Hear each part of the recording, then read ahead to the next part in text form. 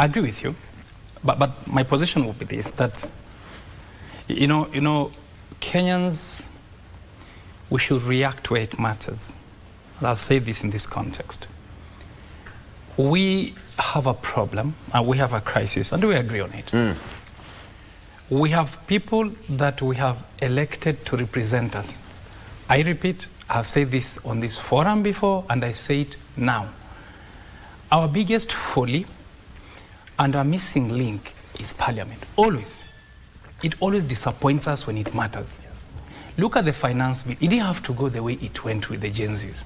They never listened. They went ahead. They never cushioned us. Again, in this instance, Parliament ought to be counted. It is not being counted.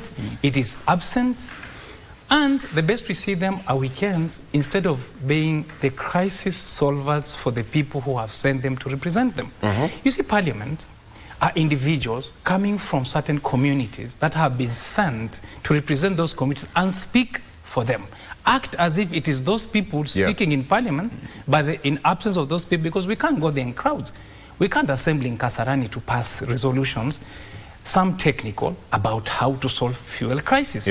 So when you budget and you say this is how we will run our economy through the budgetary process in Parliament, and then through, because that's a legislative process, and then you pass a law called a finance bill to become a finance act in a manner in which the economy is going to be managed.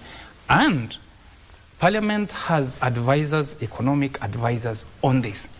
When it comes to an intervention and interruption of the budget that you have put that then interrupts the socio-economic well-being of the people that you represent, collectively and individually, Parliament has a duty to intervene. They seem to want not to interrupt that because it's unpopular, or they may make mistakes that make them unpopular. So the communication that you say is coming from executive, which has a trust relationship with the public on account of laws that are being made by Parliament. When I say, therefore, Kenyans should know where to direct the blame, is that we must blame those that then we see are mismanaging the economy.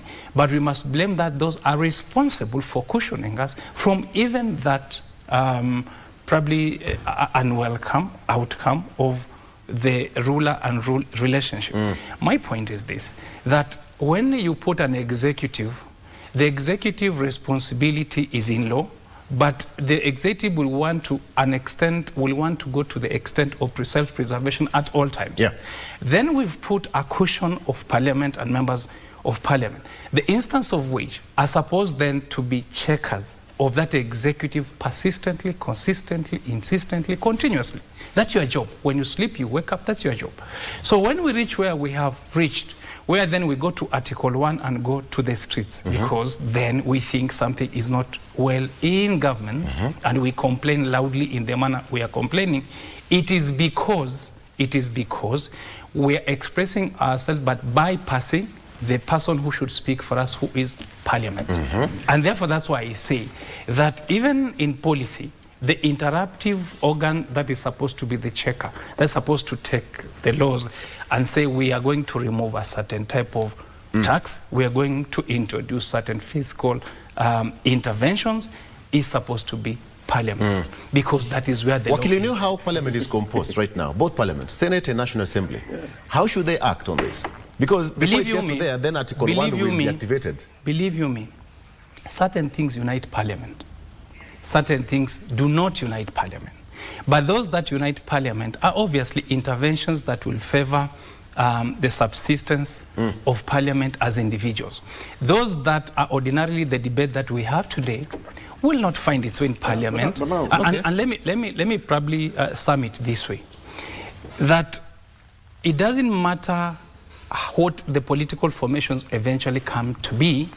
Fact is, you are beholden to duty to the people that you represent. And for me, if my member of Parliament says that for petroleum, for diesel, and for the ordinary life of the mwananchi out there on paraffin, these are the interventions that we've made. I think that's more satisfactory than the debate that we have Kenyans debating with the executive directly without the intervention of Parliament.